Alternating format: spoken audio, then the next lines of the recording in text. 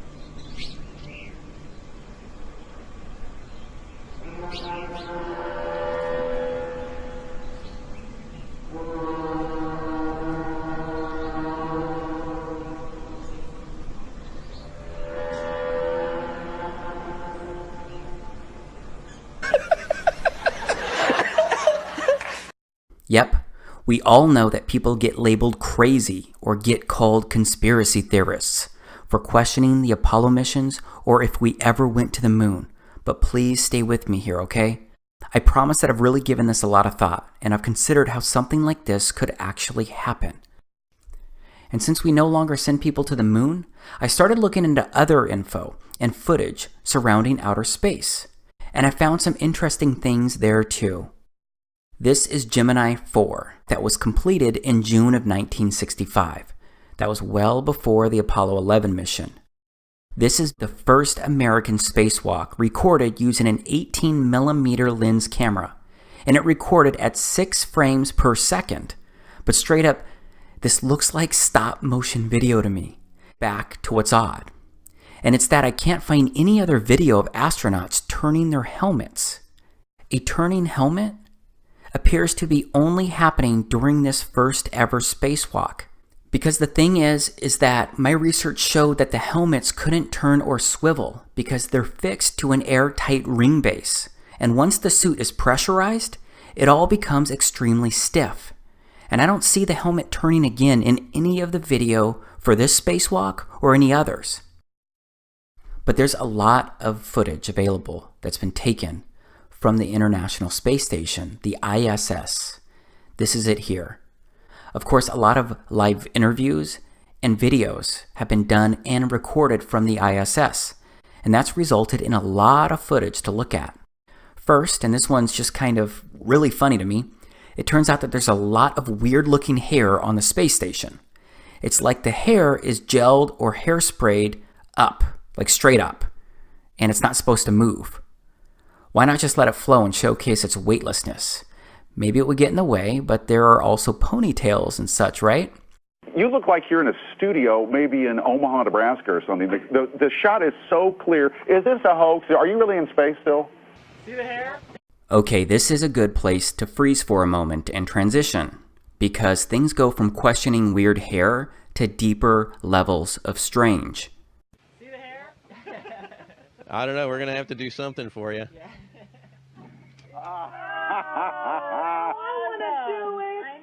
Oh yeah, I can do that. Watch this. It looks like this guy is grabbing a wire attached to the guy next to him. He's not grabbing air, and there is no reason why any of these guys would be wearing wires in space. Someone I know wondered that when I showed them this video. Believe me, you're going to be just like the person I talked to, because you will look for answers. You will look for ways to rationalize these things that I show you Just understand I've asked the same questions. Why, how, and what am I really seeing? This guy with the red shirt looks like his shirt is being pulled by a wire. There are lots of these instances out there that you can research, but it's not exclusive to the ISS. It also happened on the moon itself, and I'll show you that in a moment. But look at the guy in the middle of these men. He looks like he's actually wearing a harness. This was a live interview with Boise State, and look at how awkward this is. Look at this astronaut who turns with his back to us. Pay attention to his back heels. It seems like there may not be enough slack, so his heels stay off the ground. Okay, maybe that's hard for you to believe or see, but look at this awkwardness. This astronaut looks like he's being yanked up by a cable. So how does he get up like this on his own? I mean, the other astronaut did not pull him, but it looks like he was lifted by some external force outside of him, and it's not the guy next to him. Straight up, it appears that these astronauts are attached to cables or some kind of harnesses at times, because it pulls the astronauts in unnatural ways. It even prevents them from falling all the way down. Sometimes they look like puppets on strings due to the way that they're being pulled or moved along. But how else could they be doing this? Well, it could be more special effects and likely something called augmented reality and or green screens. And this is what it looks like. This is an actual video that NASA did. They meant to do this. This is an example of augmented reality. And then there are chroma key screens. So outside of green screens, there are also blue screens. And that's what you're seeing right here. You're seeing the former president being pushed through this NASA area, and behind him is Tim Peake, an astronaut, with what looks like a blue screen, a chroma key screen right behind him. And do you see the green ball? I mean, we can compare footage around that same time compared to what was caught on camera, and you can see it's the same background. It looks like the same deal. And I've only ever found one other video that's ever shown this same checkered blue screen. This is that one other video that I'm showing you right here. But how coincidental is it that they use this blue checkered background, which is extremely similar to ORAD virtual set technology? I mean, this is the kind of stuff you can do on a budget right here, this video. Now here's something else from the ISS. Look at this card floating. This is directly from NASA's YouTube channel. This card, it just doesn't look real. Is there an air conditioner on up there? I mean, look at it. It looks like they're doing everything they can not to laugh. Next, people say that the spacewalks may have been recorded underwater and not on the moon at all, because as you can see here, astronauts are definitely trained underwater. So a lot of folks believe that they may have faked the spacewalks by doing it underwater as well. And that seems to make a lot of sense when you study a lot of the spacewalk videos, because you're going to see what looks like a lot of bubbles going all these different directions. Who knows which direction the camera was actually pointing when these were recorded, but they look like air bubbles escaping maybe from underwater pools where some of these things were recorded or faked. Last, there are zero gravity planes. The only way right now that we can simulate the gravity on Moon, Mars, asteroids is parabolic flight. So yeah, there is likely hours of video of real weightlessness that people have experienced, but you can't do that all the time, so there needs to be other options, especially for the longer videos like I showed before. Okay, this is a time-lapse video of Earth recorded from the ISS, but I want to step off the space station right now. I want to look at the Apollo 11 crew's first public appearance after returning from the moon.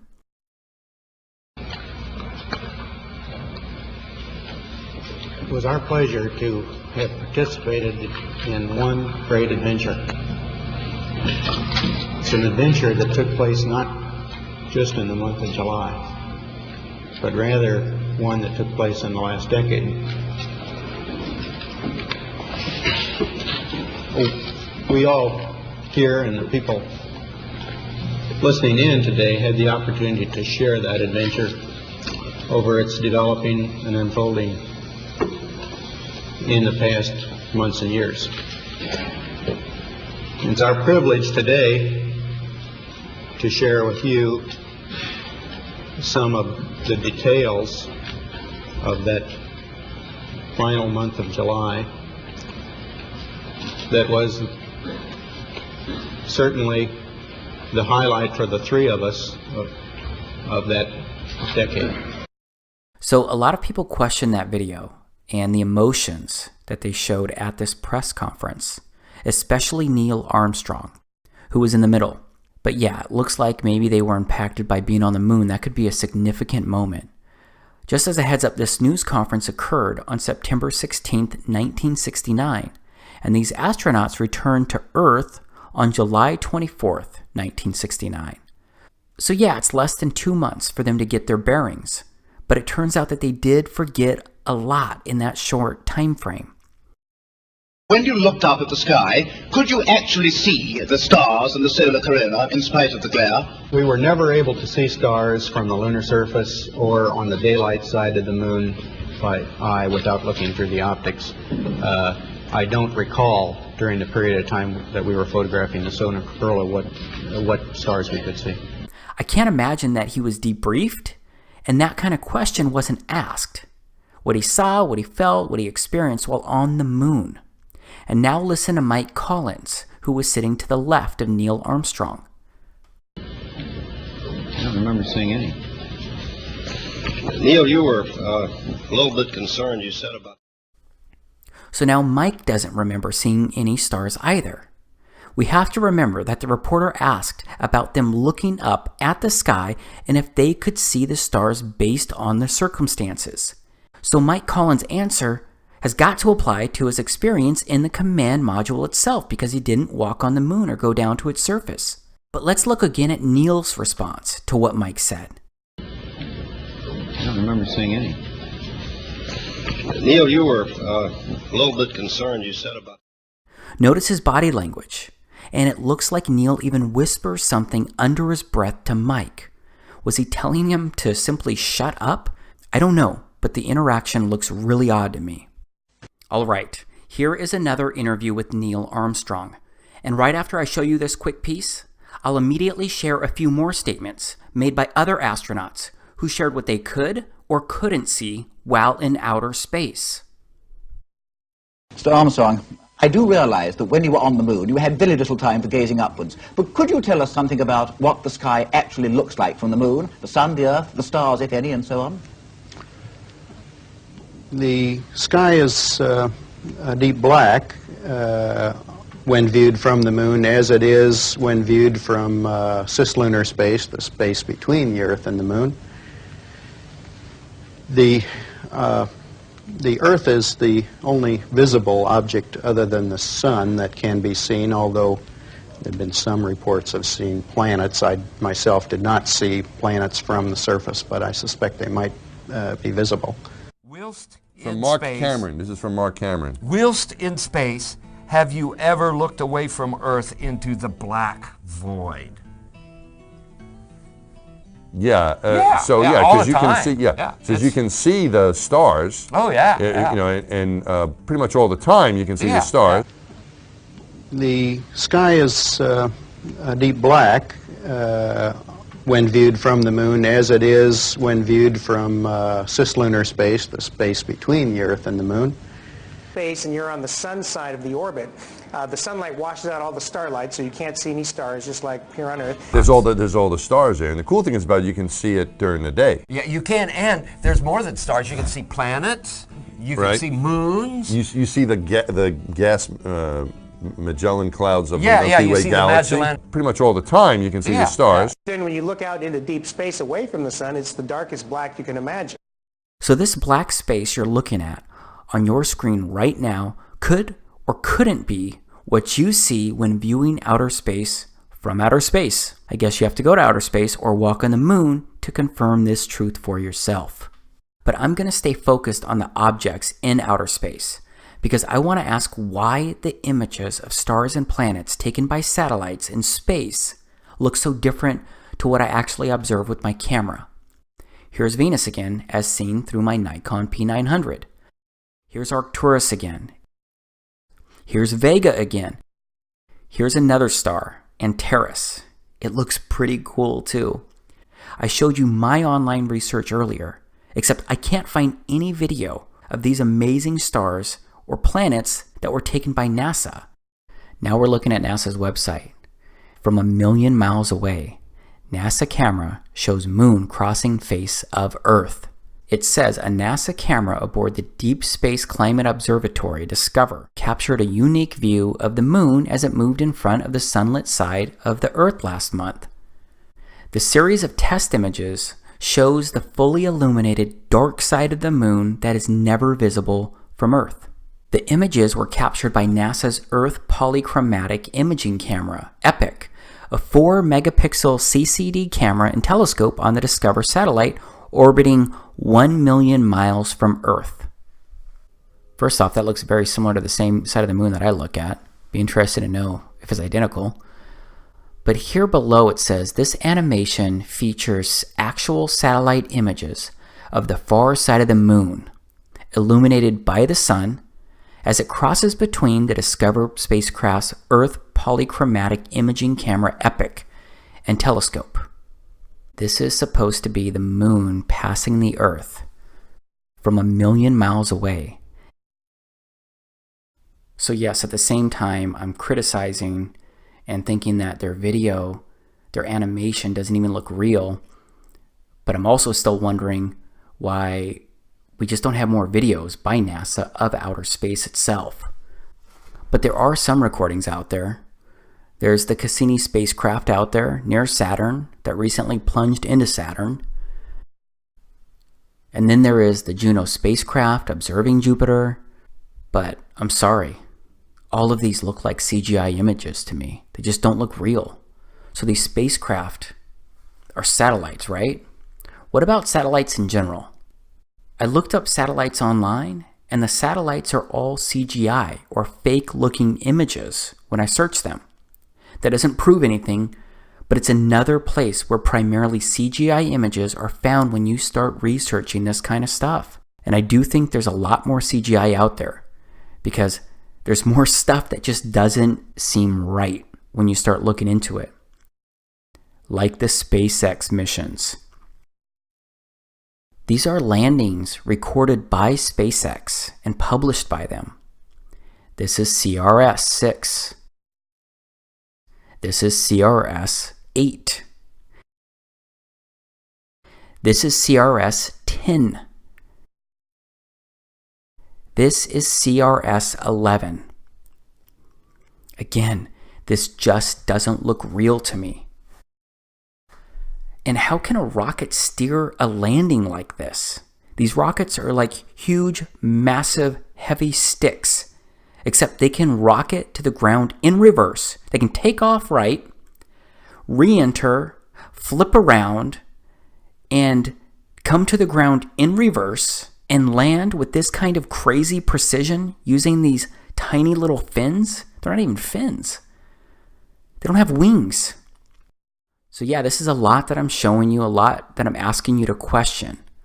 But that's because there's a rabbit hole of random things that just don't make sense, and they don't look real. And then there is a film positioning itself as a documentary called A Funny Thing Happened on the Way to the Moon. And while it looks like there's some disinformation in this video, it does address a few things that kind of make you think twice. It does seem to address some valid questions. Here's some video from it. The cost of the 3 moon rovers in 21st century currency? Nearly $60 million each, though they had fewer parts than a Jeep. Where was all this money going? Then there's the flag, blowing in the wind at least twice on the atmosphereless moon. Here the editor cuts to a still shot of the flag just as the effect becomes noticeable. Here it is unchecked. This rare clip, attained decades ago, was never re-released with the inevitable increase in experience and scrutiny. To demonstrate 1/6 gravity, A bouncy, floaty feel to the astronauts' movements would be similarly achieved with relative simplicity. Slow motion. You are viewing the scenes as they aired more than 30 years ago. Now let's look at them with the speed doubled. It becomes discernible that they are, in fact, in Earth's gravity, and are no more leaving the ground than they would on Earth.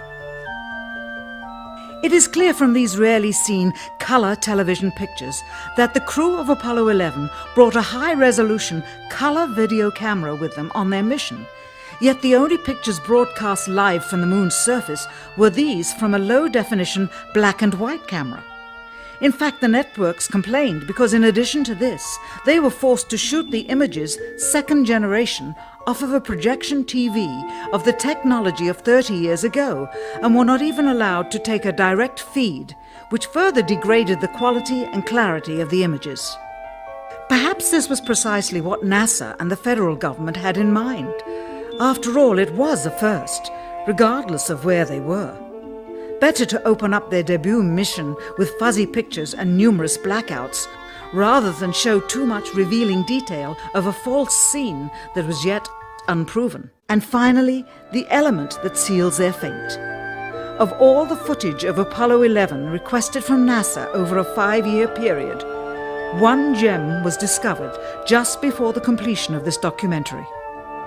An old reel received by mistake.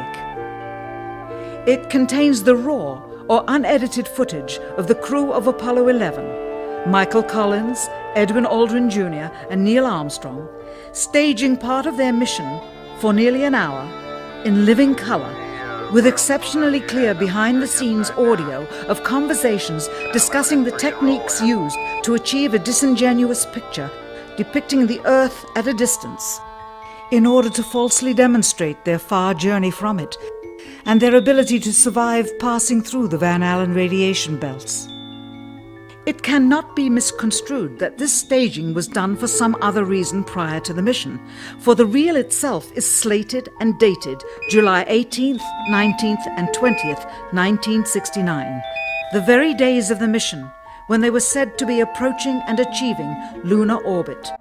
Understand, too, that only about 20 seconds of this raw footage was ever broadcast to the public, and these conversations discussing their deception were believed to be private, until now. Here they discuss that these television transmissions were in fact not broadcast live as everyone believed. They were first screened and edited for playback later. Roger, Neil. We just wanted a narrative such that we can, when we get to playback, we can sort of correlate what we were seeing. Thank you very much. Here they discuss the fact that they have turned out the lights and have blocked out sunlight from entering the spacecraft through the other windows, as to not cause any reflected light to fall onto the spacecraft's wall in the foreground. Okay, very good. Well, we shut out the sun coming in some of the other windows into the spacecraft, so it's looking through the number one window, and there isn't any reflected light. We only have one window that has a view of the Earth, and it's filled up with the TV camera. This is where the astronaut is back in view, but the lens was supposed to be on the window. Is it legitimate? I don't know. There's just so many weird things about the Apollo missions when you research them. And again, I'm not vouching for a funny thing happen on the way to the moon, but it does address a few questions that seem to make sense, that seem to be worth asking. And then there are the space shuttles, which are supposed to be gliders when they re-enter our atmosphere and they land. So space shuttles don't have the appearance of what you would think is a glider, and they make what appears to be lots of crazy loud jet propulsion noises when landing on runways, just like regular jets do when they're landing.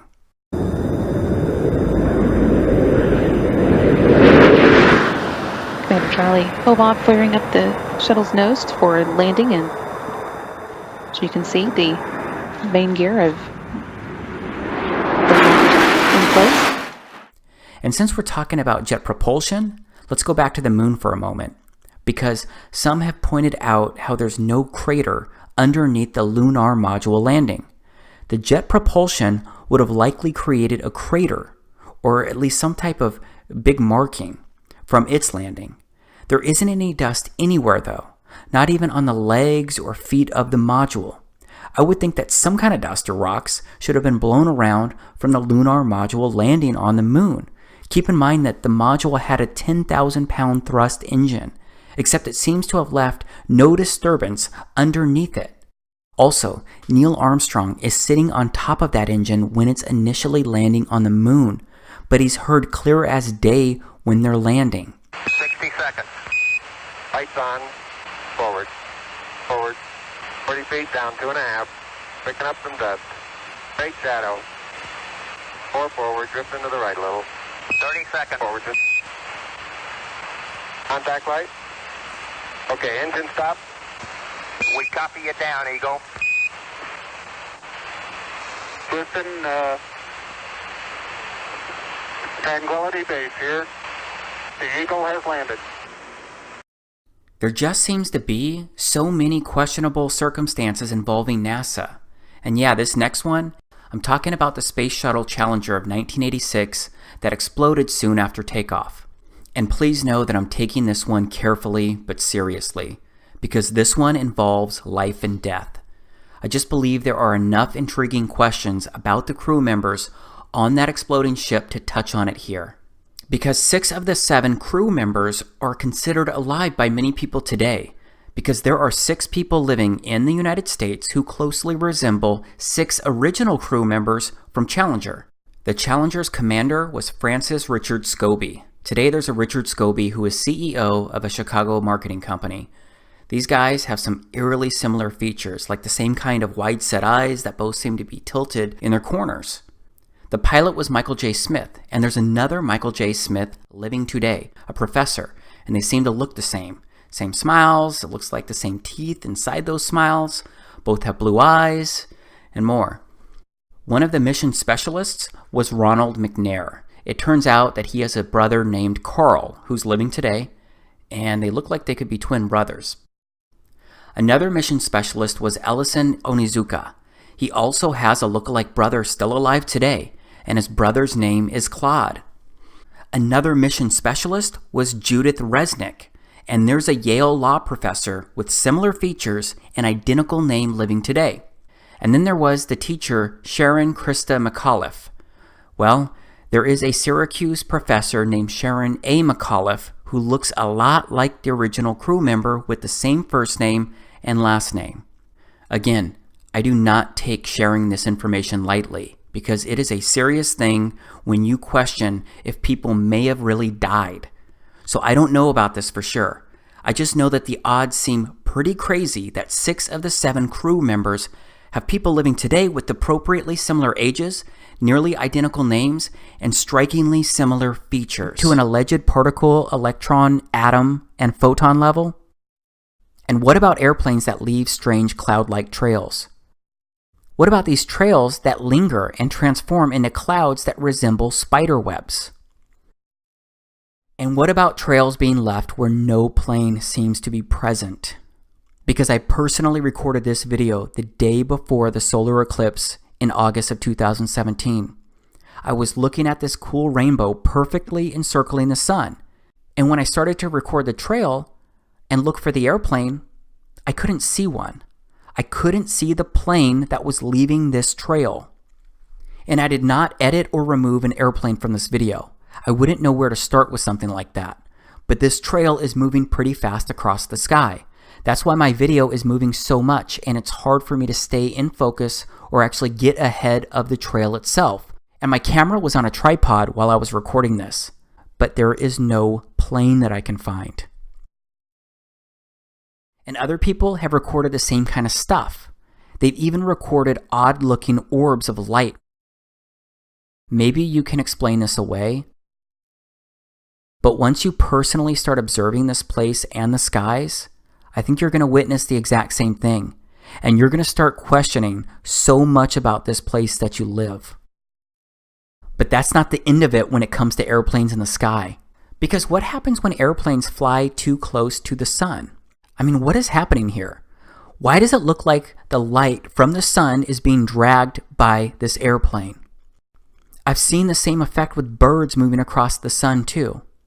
And I have to tell you that ever since I started looking up, I've seen and recorded some amazing things, and so many more things that I couldn't catch on camera. Of course, I have a lot of questions, and there are a lot of things that I wonder. That's why I keep researching and looking for the truth. But right now, I'm experiencing Earth like never before with eyes wide open. Because I contend there's a lot that we don't know, but there's also a lot that we can research and discover through simple observations and more. Yes, we may be wrong about some stuff, but we may also be right about a lot of things. And as of now, based on everything that I've researched, I don't believe that we ever went to the moon, because I don't believe there is an outer space in the way that we've been taught.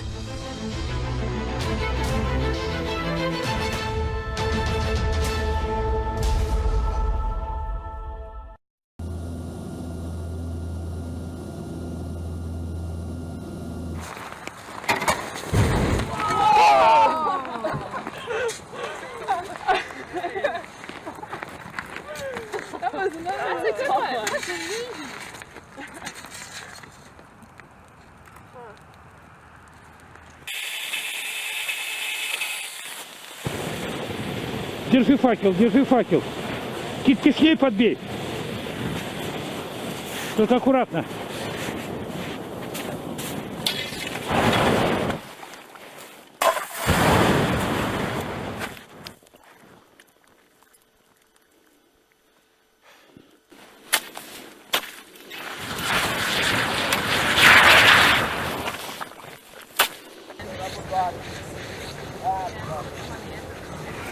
There's the methane coming up right there. That's a nice example.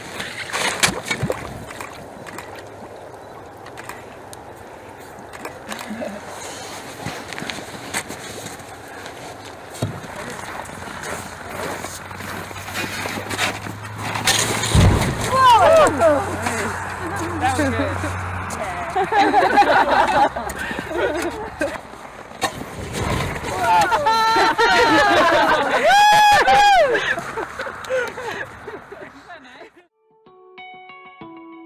Many of the stones on Death Valley's playa floor have trails behind them as if they've been pushed to where they're standing.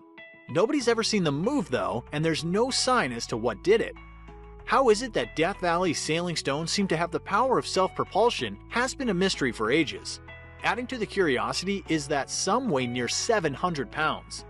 There's many a theory about the traveling stones, including a few that involve aliens.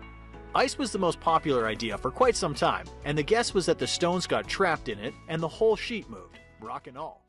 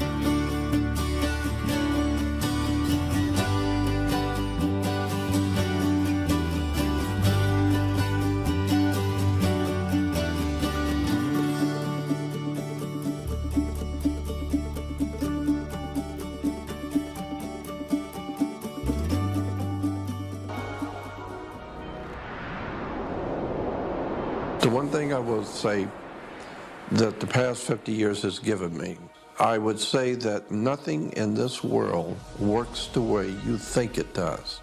Nothing. Governments do not operate the way you think they do. Banks do not do what you think they do. The police department is not here for what you think it is. Nothing in your world works the way you think it does.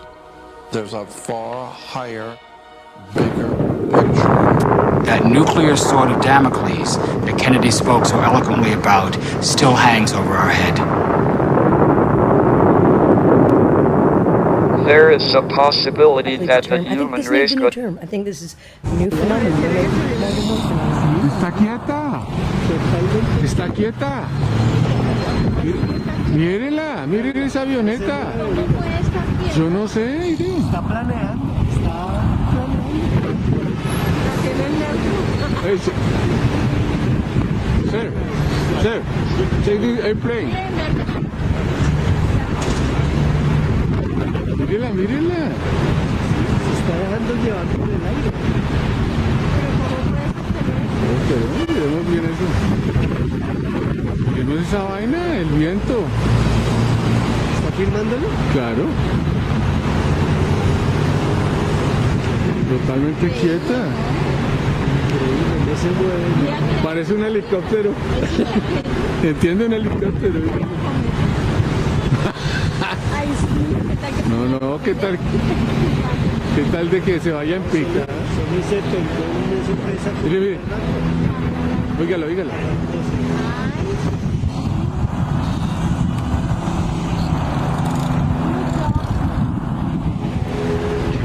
¿Qué era eso? Arrancó, ¿viste?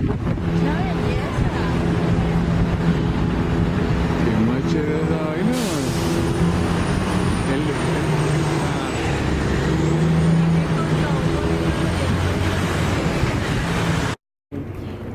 That plane is not freaking moving. Unbelievable. Unbelievable how people think that this plane is moving. It's just my point of view. Bullshit. That plane is not moving.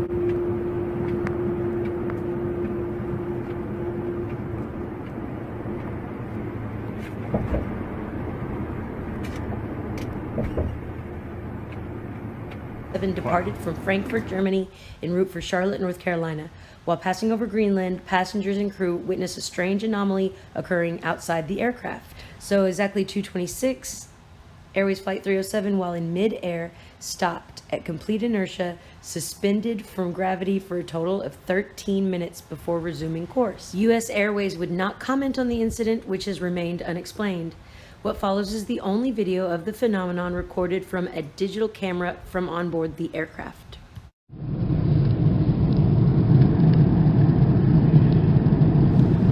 It must have been pretty terrifying. You can see their hands shaking.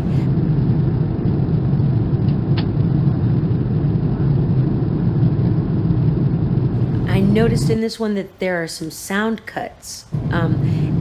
Just that you can hear the microphone picking up and then it just doesn't for a couple little seconds here and there. And I don't know if that was a camera thing, but again, I think we should look at this with a fresh mind and consider all of the little anomalous things in these videos. And those sound cuts could be indicative of, I don't know, malfunctioning electrical equipment usually indicates a change in something.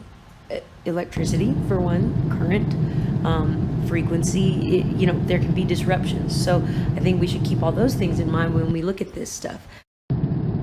Since we don't understand these phenomenon, we need to really look at the evidence and do evidence-based problem solving. So everything's in question.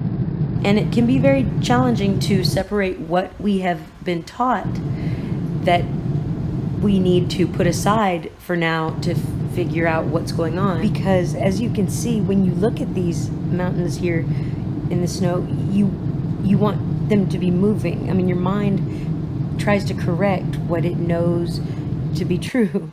So we have to really separate. And what it's about is really observing with new eyes.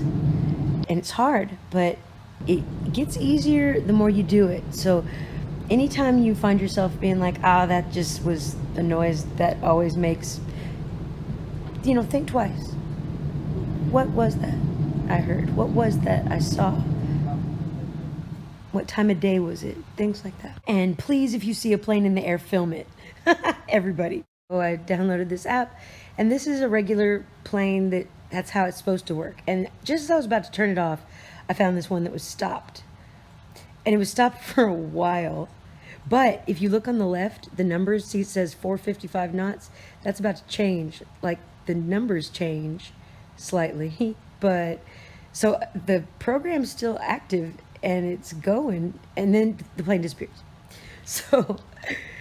So I watched some other planes, and then I was like, okay, well, the other planes are boring. I'm gonna go find that one plane. And it was not boring. It jumps all over the place.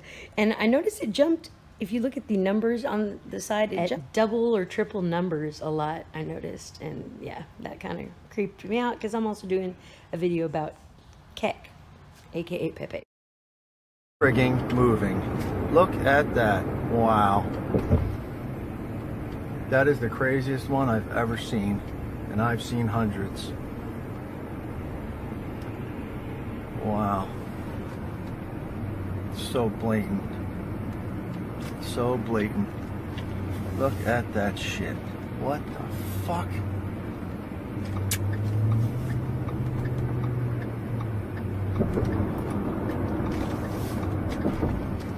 Look at that. Wow.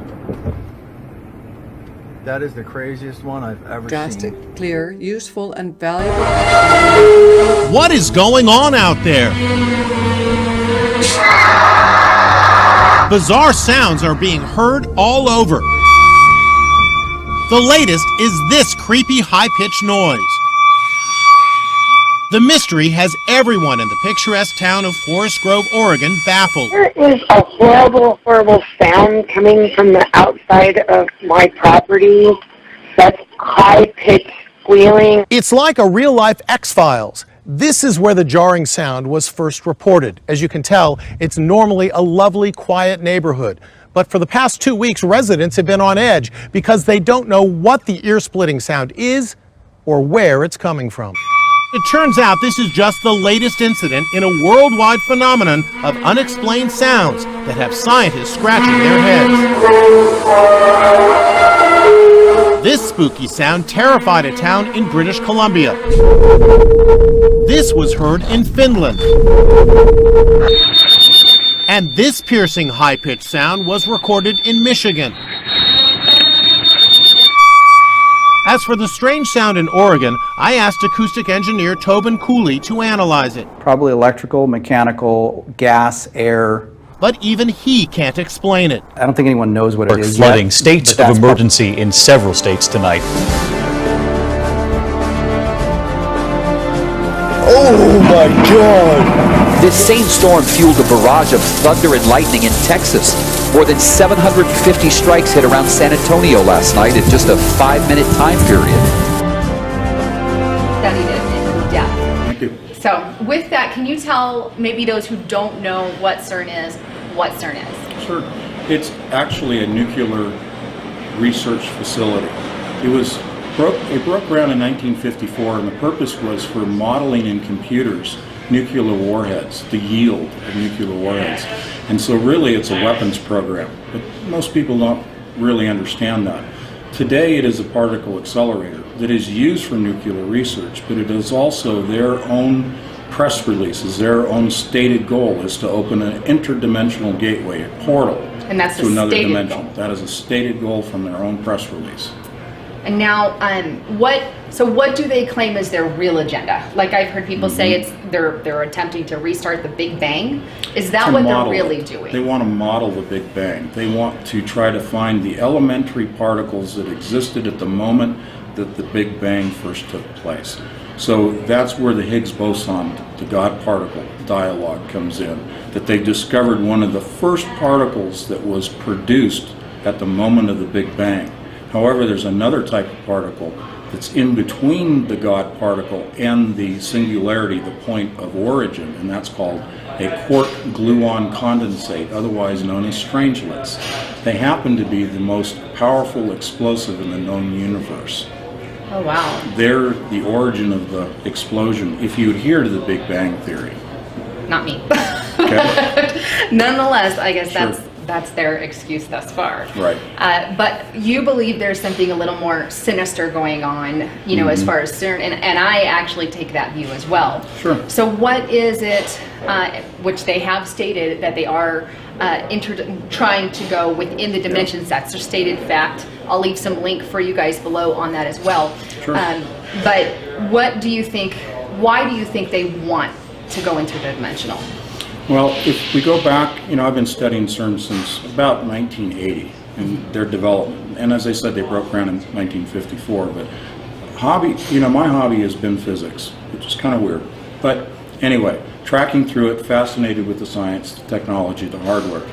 But about 7 years ago, the Lord put on my heart, because I am a born-again Christian, Jesus Christ is my Savior, put it on my heart to really begin to examine the agenda, the motivation behind the agenda of the science, because in other areas that I look at, such as DNA research, I began to see the dark side manifesting itself. I began to see the occult agenda.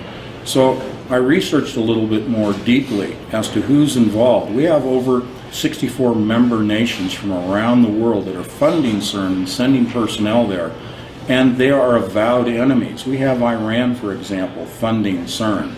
It begs the question, why are all of these governments, all of these financial entities feeding into this one project, which is the largest, most complex, and most expensive machine created in recorded history? So let's take a snapshot. Outside the headquarters offices at CERN, everybody, not everybody, but a lot of people are familiar with the statue of Shiva, the goddess of destruction. Actually, it's a man-woman merging deity, but it is the god of destruction. So why that? Then you look at last year, they produced their video called Synergy. Yes. Okay, that's a demonic ritual to communicate with the other side. If you know anything about the occult side, you begin to recognize the symbolism and the ritual dances for what they are. Let's fast forward to right now, the opening of the Goddard Tunnel, also in Switzerland, down the road from CERN. The Goddard Tunnel, many people may have seen the video, which again was a full-on, in-your-face occult ritual. Absolutely. Okay, I'll stop and let you jump in. I know. I know. I watched. I was cringing. Oh yeah. No, my spirit was cringing. Yep. But that's, I mean, when you take into consideration, okay, you know, here in America, for example, we have, music industry, the acting industry, and all these industries are full of occult symbolism. Absolutely. And they parade themselves, like at the Super Bowl, at all kinds of events, you know. It's basically a sacrificial event to Satan, if we're going to put it bluntly. Right. Now let's, fast forward to the Gothard Tunnel and what's happening in Switzerland. Over there with CERN, that's where CERN is. Yep. Just so, I don't think that's a coincidence. No. Absolutely not. So I do actually feel, and I don't know if you feel the same way, but I feel that even though this is for the Gothard Tunnel, that was likely linked to CERN in some way. Absolutely. So there's no physical connection. They didn't build a tunnel to connect to so you can drive in and out of CERN, and make that clear. But the spiritual. Well, an evil one. It is. It's a spiritual connection between the two because it's driven by the same folks. Okay? So what you have presented full on in our face for the whole world to see, they're not trying to hide. They put up the images of the opening of the interdimensional portal as part of this opening ceremony for this tunnel, the longest tunnel in the world. Okay? They also have Baphomet, right? The goat. The guy, yeah. Exactly. And all these other, representations of demonic entities dancing around and parading around. If you have a foundation of some of the occult, you don't have to be a practitioner, but you can have a taste, a flavor of the occult. If you know something about demons, if you know something about theology, if you know something about Christian religion, and you take your foundation of knowledge and you look at this, it jumps out at you. But even the lay person, if they see an image of a goat parading in this ceremony, you have to ask yourself, what in the heck does that have to do with the opening of a tunnel? it doesn't. It's just like, why is there a statue of Shiva at a scientific laboratory, CERN, where scientists will say, I'm an atheist. Okay, well, what's this religious statue doing here? So that's where you start to have to kind of disassemble these things and say, what they're telling us may not be the true picture. What is their real agenda? Their agenda is spiritual in origin, but you cannot separate the physical from the spiritual.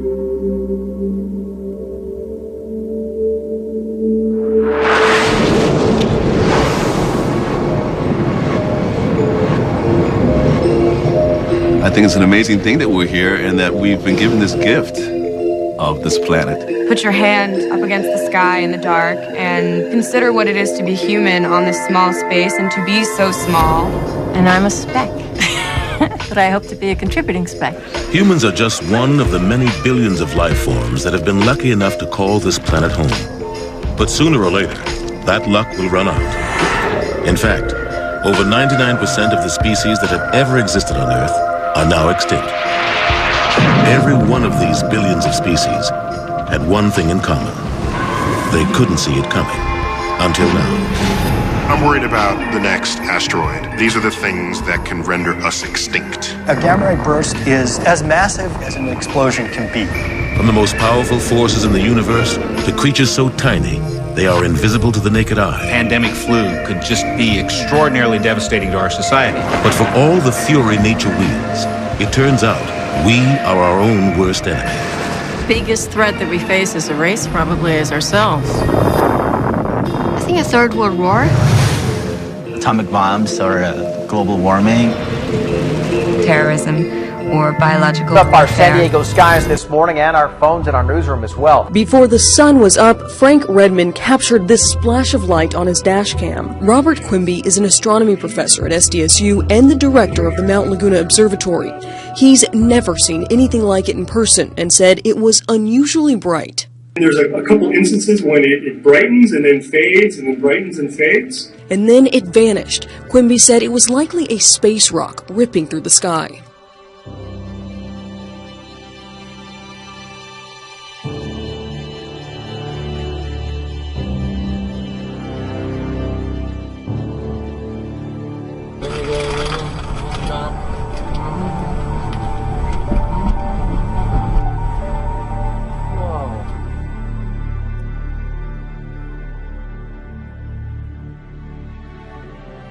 There was a bright spot in the sky that had a lot of people talking across the southern part of the state last night.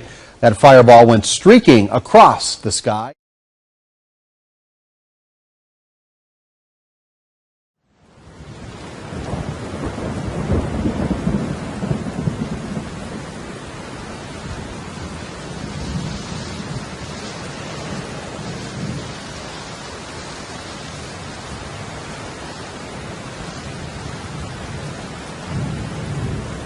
Now to new concerns about the Zika virus as athletes prepare for the Olympics in Brazil. Soccer star Hope Solo is speaking out, saying she's so concerned that if she had to make a choice right now, she wouldn't go to Rio. This morning, the Zika virus crisis now striking fear in some of our nation's top athletes.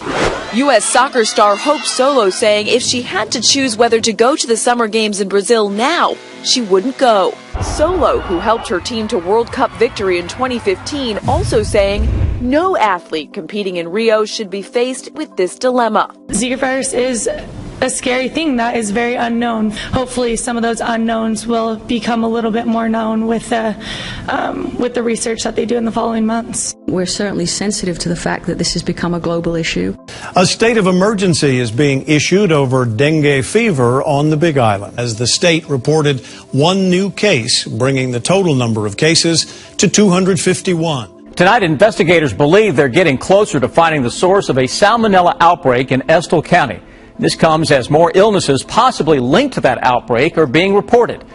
Now to a health scare on a local college campus. 100 students are sick at Ursinus College, and tonight doctors are looking into whether it's food poisoning or a virus. Well, the medical director tells us that the college has never experienced a stomach virus that's this widespread. Ursinus College says 7 more students reported feeling sick as part of an outbreak that's brought that Montgomery County campus to a standstill. Now, the first reports came in Tuesday.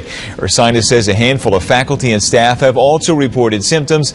The school shut down its dining hall and canceled classes because of the outbreak. They still, though, have not figured out just what is causing this. At the beginning of February, several small earthquakes have shaken Maine close to the Canadian border, and just today, another earthquake recorded near Rangeley. Earthquakes are becoming more and more frequent in Kansas, with a 3.9 magnitude quake shaking Oklahoma and Kansas just last month. Now, Derby schools want to be prepared. Substantial earthquake rattling the Sooner State today. A 3.8 magnitude quake hit near Medford around 2:40 this afternoon, according to the USGS. And it was not alone. 4 other sizable quakes struck today, ranging from 2.6 to 3.5 magnitude. No immediate word of any damage. Oklahoma this year has already had more than 90 earthquakes of magnitude 3.0 or greater. The village of Macadam in southwest New Brunswick has become the epicenter of what is called earthquake swarms. And it's not the first time people who live around Macadam have felt the vibrations from quakes, but the residents say this most recent swarm is the worst they've ever experienced. Just like somebody's picking your house up and holding it in the air and dropping it back down. Others said it was as if a train had exploded through the town, or their home had been hit by an 18-wheel transport truck. They're like explosions, and they just kept happening. Tell me what's going on in Macadam. It's quite a mystery there. And good morning, Heather. That's right, certainly a mystery, and these aren't the kind of earthquakes, or the descriptions of these events aren't the kind of earthquakes that we're used to with the rumbling and the movement. Instead, as you said, residents are saying that they sound like explosions. I have felt too since I've been here today. It's like a vibration stirring under your feet. Just before 4 o'clock this morning in Taiwan, people were shaken out of bed by a magnitude 6.4 earthquake. This is video of a deadly 6.4 magnitude earthquake that hit near the southern city of Tainan, Taiwan, Saturday. From the air, the extent of the damage is clearly visible. 9 buildings in Tainan collapsed, but the damage is especially evident on the ground. Cars crushed. More than 500 now homeless.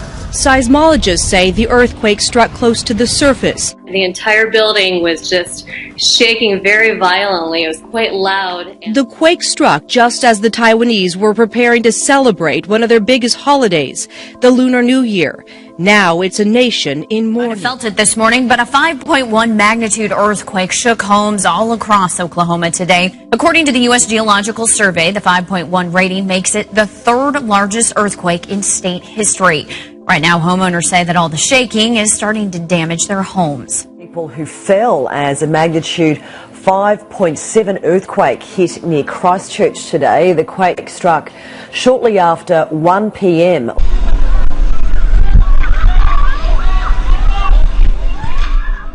Pictures have emerged of a cliff face crumbling into the sea at Sumner Beach.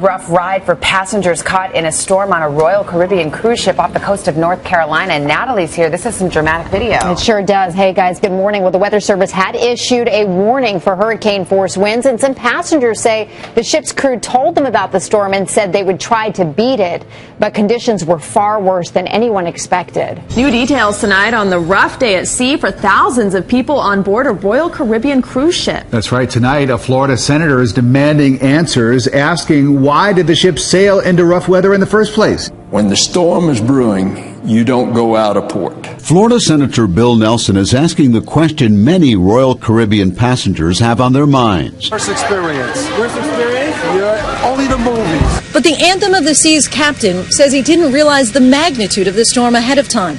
And he's now defending his decision to set sail with a storm brewing in the Atlantic. The whole thing was not bigger than this and was up here and it just exploded. In a video broadcast internally to all 4,500 passenger staterooms Monday, Captain Klaus Anderson, who ordered everyone on board the ship to stay in their rooms, says he's never experienced anything like it. Honestly, have not seen low pressure that was not forecasted. Anything near what we actually experienced. Several viewers were startled this morning by a loud boom that shook their homes. Several calls and messages came into our information center asking us what was going on. Now, this remains a mystery. I have put in several calls to various state and federal agencies. So far, no one can confirm what this was. The whole ground was shaken out here. It was a cement out there, and the house was shaken. Sue Eastman didn't know what was going on. It was just before 10 a.m. when she heard the loud boom. It was just a short kind of a boom like that, and you could hear everything kind of shake. As Sue was trying to figure out what happened, so were several others. I had people from all over, from the lake area here. My neighbors were saying that they felt it, they heard it. People in Morley, up by Everett even. I have family up by Sears, and they heard it up there. According to the National Weather Service and the U.S. Geological Survey, it was not an earthquake. It made a rumble, almost like a thunder. So far, no military bases in Michigan seem to know where the alleged sonic boom came from. According to the Michigan National Guard, there are no planes fast enough based in Michigan that can create a sonic boom. For those who experienced it, it was something they've never felt before.